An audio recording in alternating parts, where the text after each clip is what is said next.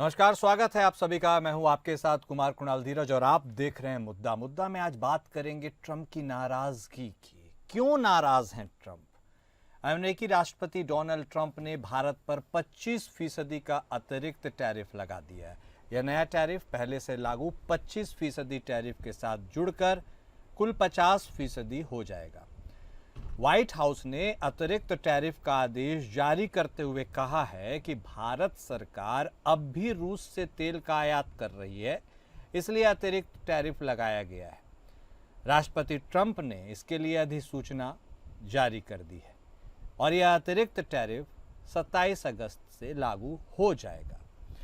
लेकिन सवाल है कि अमेरिका टैरिफ को लेकर खासकर भारत को ही निशाना क्यों बना रहा है, जबकि रूस से तेल खरीदने के मामले में चीन भारत से कहीं आगे है। इतना ही नहीं, यूरोप से लेकर तुर्की तक कई दूसरे देश भी रूस से तेल खरीद रहे हैं। जानकारों का मानना है कि भारत को लेकर अमेरिकी राष्ट्रपति ट्रंप की तल्खी के कई दूसरे कारण है। दरअसल ब्रिक्स में भारत की भूमिका से ट्रंप नाराज बताए जा रहे हैं। ब्रिक्स में शामिल सभी देश डॉलर पर अपनी निर्भरता को कम करने के पक्ष में हैं, जो राष्ट्रपति ट्रंप को बिल्कुल पसंद नहीं है। वे समय समय पर ब्रिक्स देशों को 100% तक टैरिफ लगाने की धमकी देते आए हैं। वहीं अमेरिका कई सालों से भारत के साथ ट्रेड डील करने की कोशिश कर रहा है।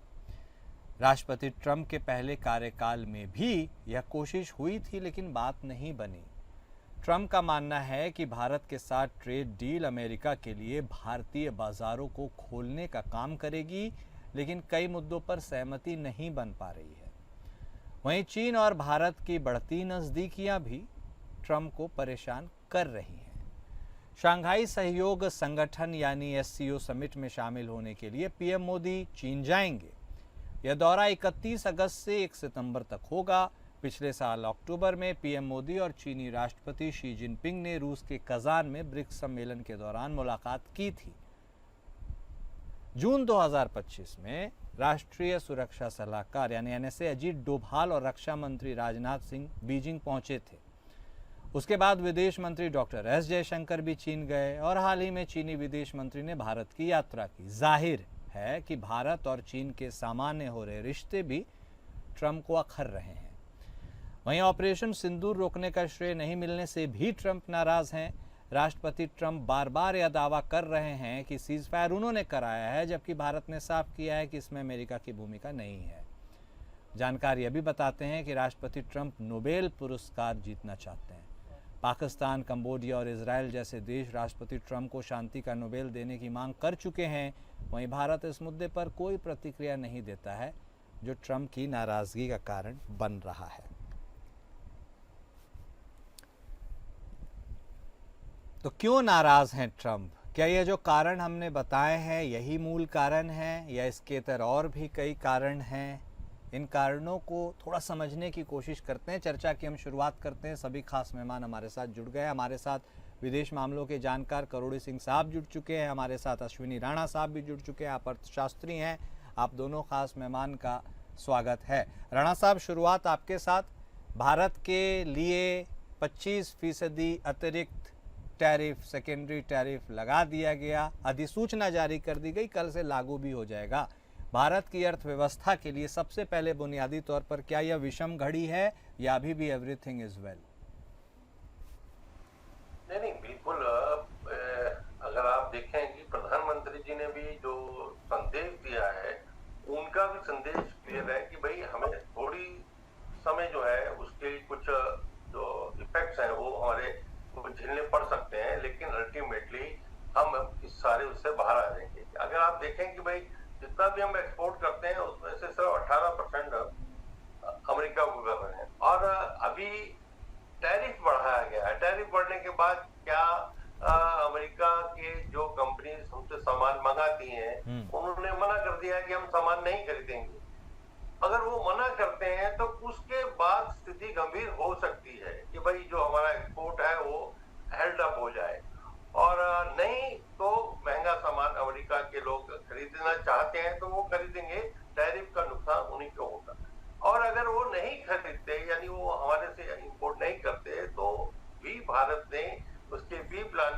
काम कर रखा है कि और देशों को भी उसको हम जो है सामान को जो है भेजने की तैयारी में है, बातचीत चल रही है। और अपने यहाँ भी अपने अर्थव्यवस्था अपनी कंट्री में भी उसको कितना कंज्यूम किया जा सकता है, कंजम्पशन किया जा सकता है, उस पर भी काम।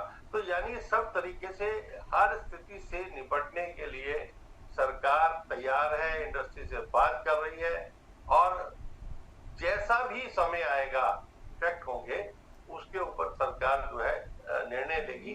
इसलिए अभी ठीक है, उन्होंने इम्पोज कर दिया है, लेकिन इफेक्ट आने तक हम अभी ये नहीं कह सकते कि भाई इसका कुछ इफेक्ट आ गया या कोई हमारे ऊपर कोई समस्या आ गई है। राणा साहब, एक छोटा सा पॉइंट और, भारतीय विदेश मंत्रालय कह रहा है भाई अमेरिका को सामान खरीदना है तो खरीदे, उसे रिफाइंड तेल खरीदना है खरीदे, ना खरीदना है ना खरीदे, और भी कुछ कुछ चीज़ें हैं इसमें। ये जो भारत की तरफ से बयान हो रहा है, क्या ये एक सोची समझी रणनीति के तहत हो रहा है या फिर एक कैजुअल या डेलिब्रेट? आप इस अप्रोच को कैसे देखते हैं? क्योंकि यदि वहाँ के लोग सामान नहीं खरीदते हैं तो स्वाभाविक तौर पर नुकसान तो होगा, जैसा आपने बताया। फिर भारत की ये स्टेटमेंट को आप कैसे देखते हैं? नहीं, भारत क्या है कि बहुत समय से, लंबे समय से भारत ने कुछ रिटेलिएट नहीं किया था कि जिस प्रकार से भी वो टैरिफ थोपता जा रहा था, तो भारत ने कोई रिएक्ट नहीं किया, रिटेलिएट किया, जिस प्रकार से चाइना या बाकी कई देशों ने कर दिया है। तो लेकिन अब वो स्थिति आ गई है कि भारत को, अमेरिका को उसकी भाषा में ही जो जवाब देना पड़ेगा कि हम तुम्हारे रहमो करम पर इस विश्व में जो है हम नहीं है। आप अगर कुछ हमें नहीं दोगे, हम तो बहुत कुछ आप कम आपसे मंगवाते हैं, नुकसान आपका ही होगा। हम तो जो बनाते हैं हम वो कहीं ना कहीं बेच लेंगे, लेकिन महंगा सामान आपको ही खरीदना पड़ेगा, क्योंकि जो चीजें जिस रेट पर, जिस क्वालिटी का प्रोडक्ट भारत दे रहा है, वो बांग्लादेश, पाकिस्तान या बाकी और कंट्री नहीं दे सकते। या जो चीज हम जेनिक मेडिसिन है या तेल भी है, जैसे आप कह रहे हैं, कोई भी प्रोडक्ट हो जो यहाँ पर क्वालिटी का या रीजनेबल प्राइस का मिल रहा है, उतना सस्ता उसको कहीं से नहीं मिलेगा। तो समस्या उसकी है। इसलिए बिल्कुल अब समय आ गया हुआ है कि बिल्कुल उसको उसके भाषा में ही जवाब जो दिया गया है और दिया जाना चाहिए। ठीक बात है। अब सिंह साहब, रुख आपका करते हैं। जैसा कि राणा साहब ने कहा है कि उसी के भाषा में जवाब दिया जा रहा है, मैं ये पूछना चाहता हूँ, इज इट इजी टू से एंड हार्ड टू एक्ट, या भारत वाकई इस पोजीशन में है कि वह ऐसा कर सकता है? बहुत नाराज चल रहे हैं ट्रंप, बहुत सारे कारण हमने बताए। आपके हिसाब से कौन से वह कारण प्रमुख हैं? देखिए कुणाल, मुझे नहीं लगता कि भारत अभी भी इस पोजीशन में है कि अमेरिका जैसे सुपर पावर को काउंटर कर सके। ठीक है, हम बातों में कह सकते हैं, लेकिन हमारी स्ट्रेंथ उस लेवल की नहीं है। चाइना उस लेवल का है, क्योंकि हमारा डिफेंस का मामला भी अमेरिका पे कुछ सीमा तक डिपेंडेंट है। एनर्जी हमने पिछले साल की पहली छमाही की तुलना में इस साल की छमाही में अमेरिका से दुगना खरीदा है। हमने अमेरिकन गुड्स पे टैरिफ भी कम किया है। लेकिन जैसा आपने बताया कि ब्रिक्स में भारत की भूमिका है, उससे नाराज है।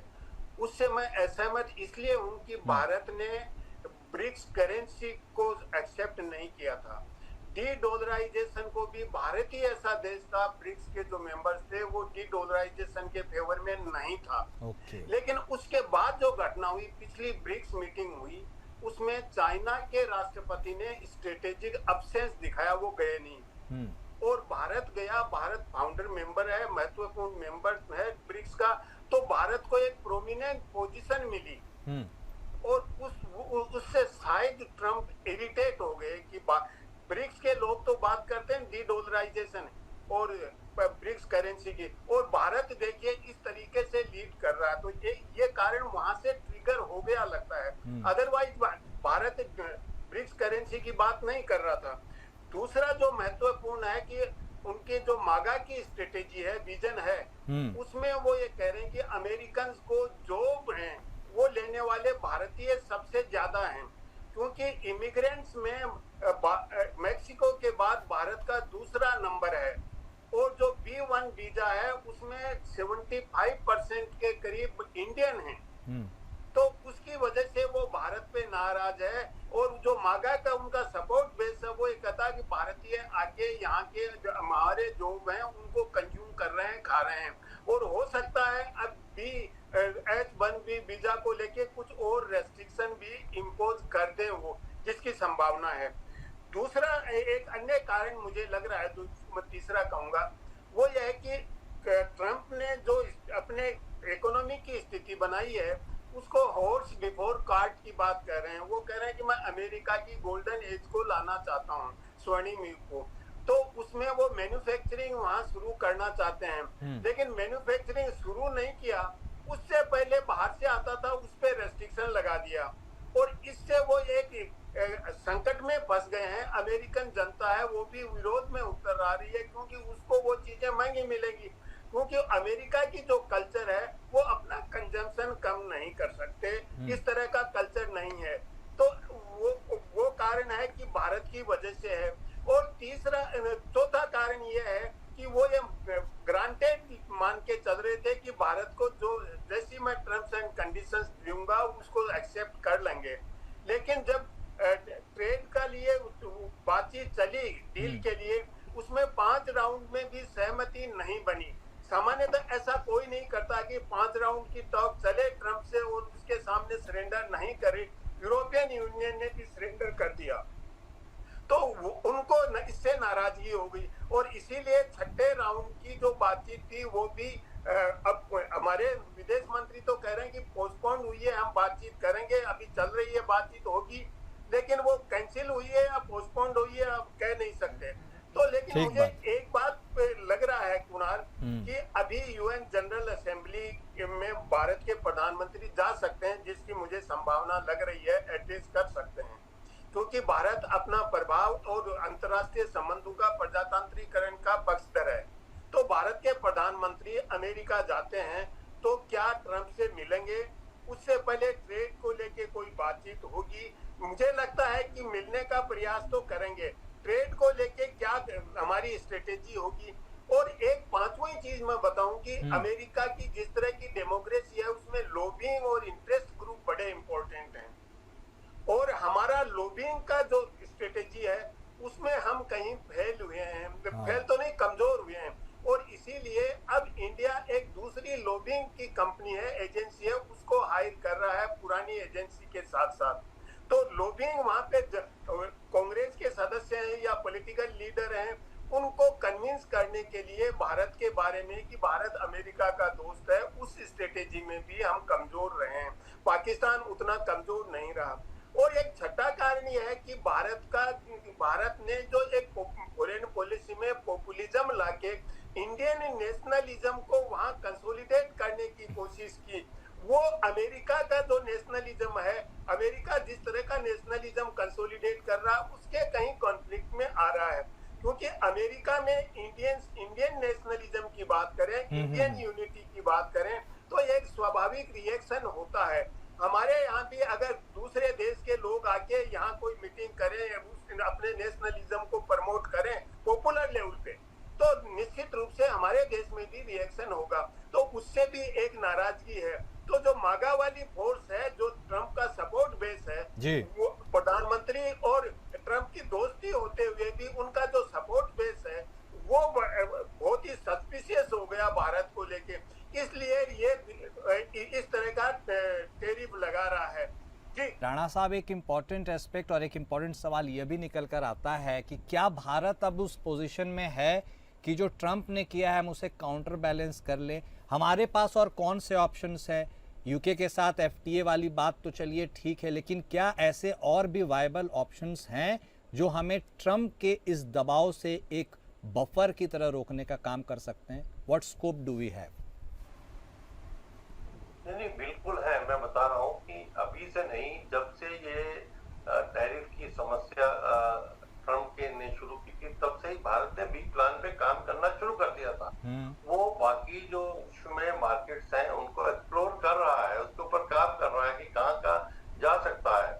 और इसलिए हम कहें कि भाई हमारे लिए समस्या तो बिल्कुल है और वो शॉर्ट टर्म के लिए है, लेकिन उसके ऊपर हमारे पास बहुत बड़ी मार्केट है। मैंने बताया कि 18% उत्तराखंड को कहीं भी खपा सकते हैं, लेकिन फिर भी भारत ये नहीं चाहता किसी के देश के साथ हमारे रिश्ते खराब हो।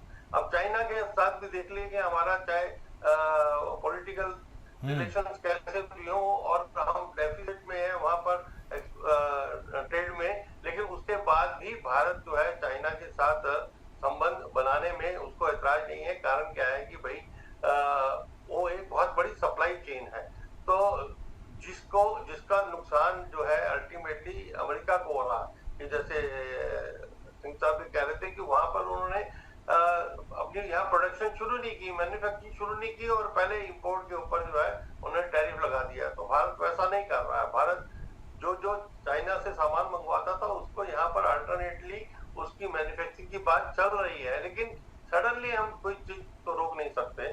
तो इसलिए भारत सप्लाई चेन के बारे में भी सोच रहा है और भारत एक्सपोर्ट करने के लिए भी कहाँ पर हम कर सकते हैं उसके बारे में भी सोच रहा है। लेकिन हाँ बिल्कुल एक यदि एकदम ये रुकता है कुछ हमारा जो एक्सपोर्ट का शिपमेंट्स है ये सब कुछ है, तो शॉर्ट टर्म के लिए जरूरी जो है वो कुछ ना कुछ इफेक्ट जो है हमारे पर आएगा। लेकिन फिर भी भारत जो है ऐसा एक्सपेक्ट करता है कि भाई कहीं ना कहीं जाकर ये डील हो जाएगी, क्योंकि अल्टीमेटली नुकसान भारत से ज्यादा अमेरिका के लोगों का होने वाला। राणा साहब, एक लेमैन के मन में यह सवाल आता है कि भाई भारत और चीन अब थोड़े व्यापारिक तौर पर रिश्ते प्रगाढ़ करने में जुटे हैं। यदि ऐसा होता है भविष्य में तो फिर इससे ज्यादा फायदा किसे होगा, भारत को या चीन को? किसके लिए यह बेहतर सौदेबाजी होगी और कौन नुकसान पर रह जाएगा? ऐसा कोई पिक्चर है सर? दोनों ही प्रॉफिट में रहने वाले हैं। कारण मैंने पहले बताया कि भाई हम जो सप्लाई चेन के नाते जो हम कुछ इस तरह की चीजें वहां से मंगवाते हैं जिसका हम अपने यहाँ भी मैन्युफैक्चरिंग हमने शुरू नहीं किया, हमने वो चीजें जो है वो हमें सप्लाई चेन चाहिए और सप्लाई चेन वहां से इजीली अवेलेबल है, तो वो चीजें हम निश्चित रूप से हम खरीदना चाहेंगे, क्योंकि वो बहुत बड़ा एक सप्लायर है उन सारे सामान का जिसको कोई हमें असेंबलिंग करनी है या कुछ भी करना है। जब तक हम उसके लिए सक्षम नहीं हो जाते तो हमें डिपेंडेंट तो किसी पर होना पड़ेगा। और चाइना भी चाहता है कि भाई चाइना का, क्योंकि वो एक्सपोर्ट ओरिएंटेड कंट्री है, मतलब उसको सारा मैक्सिमम जो भी वो बना रहा है उसको एक्सपोर्ट करना है, अपने यहाँ खपाना नहीं है, तो उसकी भी वो जरूरत है। तो जरूरत इस समय दोनों की है और जरूरत विश्व में व्यापार में हर कंट्री की एक दूसरे के डिपेंडेंट रहती है। कोई ये नहीं कि भाई किसी के ऊपर नहीं रहता। तो इसलिए चाइना और भारत जो है वो दोनों की डिपेंडेबिलिटी है, दोनों ही उसमें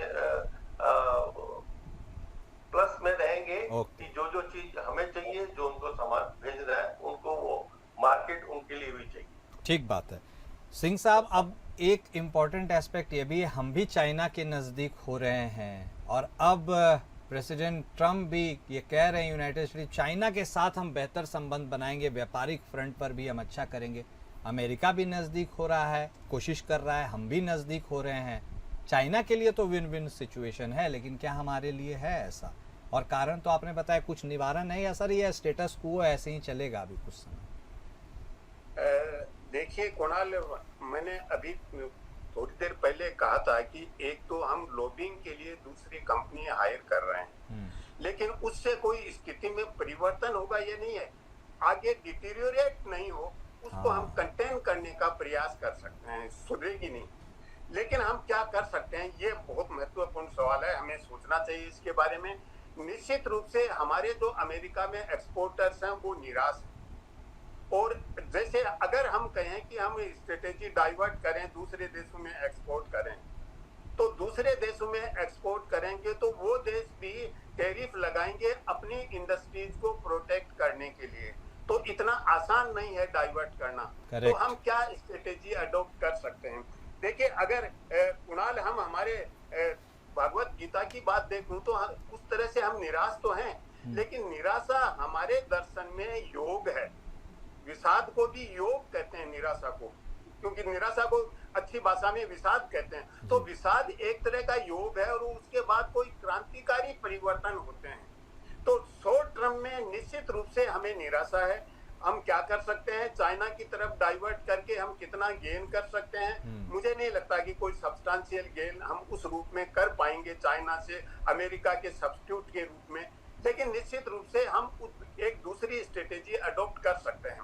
देखिए, भारत जैसा बड़ा देश हो, उसमें हम ये कहें कि हमने डिजिटलाइजेशन कर दिया, सर्विस सेक्टर को ये कर लिया, और हम दूसरे देशों के साथ जॉइंट वेंचर जैसे हम रशिया के साथ डिफेंस को लेके वो कर रहे हैं जी। उसके अलावा हमें मैन्युफैक्चरिंग पे मैक्सिमम एम्फेसिस करना पड़ेगा। चाइना ने ग्रो किया, चाइना की जो सक्सेस स्टोरी है उससे हम कुछ लेसन तो ले सकते हैं। हो सकता है चाइना के साथ हमारे बॉर्डर को लेके अदावत है, दूसरे मामलों में हम कम्पीट भी कर रहे हैं कई इश्यूज पे, लेकिन जो ग्लोबल सिचुएशन है उसमें चाइना और भारत का इंटरेस्ट कहीं कन्वर्ज भी कर रहा है। तो दोनों चीजें हैं, कंपटीशन भी है और कन्वर्जेंस भी है चाइना को लेके। तो चाइना की जो स्ट्रेटेजी है उससे हम कुछ सीख सकते हैं, और सीखना, देखिए, किसी से भी हम सीख सकते हैं, चाहे अदावत भी क्यों न हो। तो हम हमारे मैन्युफैक्चरिंग सेक्टर को और मजबूत करें और नए मार्केट की खोज करें। जैसे चाइना ने अफ्रीका के लिए, अफ्रीका के 53 कंट्रीज को टेरिफ फ्री अलाउ कर दिया चाइना में उनको एक्सपोर्ट के लिए। केवल एक कंट्री को नहीं किया 54 में से, उसको इसलिए कि वो ताइवान को मान्यता दे रखा है उन्होंने।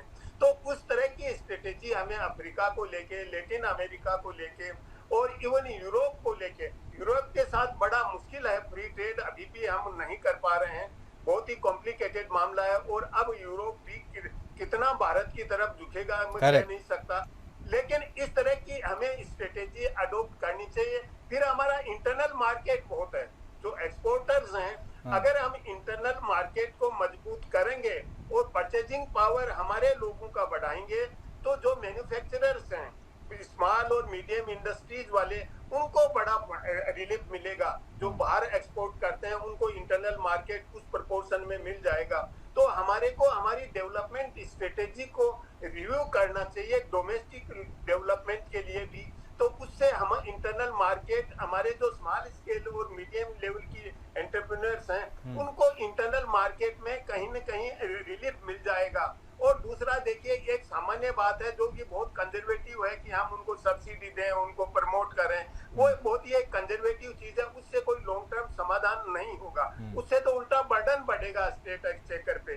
तो हमें कुछ इनोवेटिव स्ट्रेटेजी करनी चाहिए। और एक अन्य जो मैं बताऊं, चाइना अपने जीडीपी का बहुत सी 3-4% है वो R&D पे खर्च करता है, हमारे 0.6% है कुणाल, और इतना कम हम रिसर्च पे कर रहे हैं। तो हम केवल हमारा एटीट्यूड मर्केंटलिस्ट नहीं रखें, हमें एंटरप्रेन्योरियल अप्रोच अडॉप्ट करके रिसर्च एंड इनोवेशन पे पब्लिक फंडिंग बढ़नी चाहिए।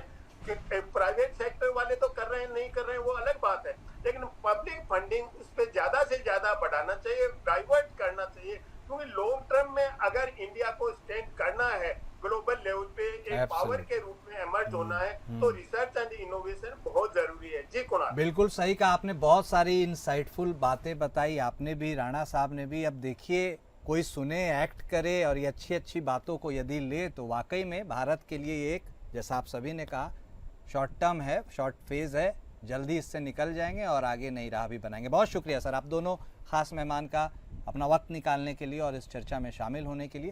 तो मुद्दा में आज बस इतना ही। नमस्कार।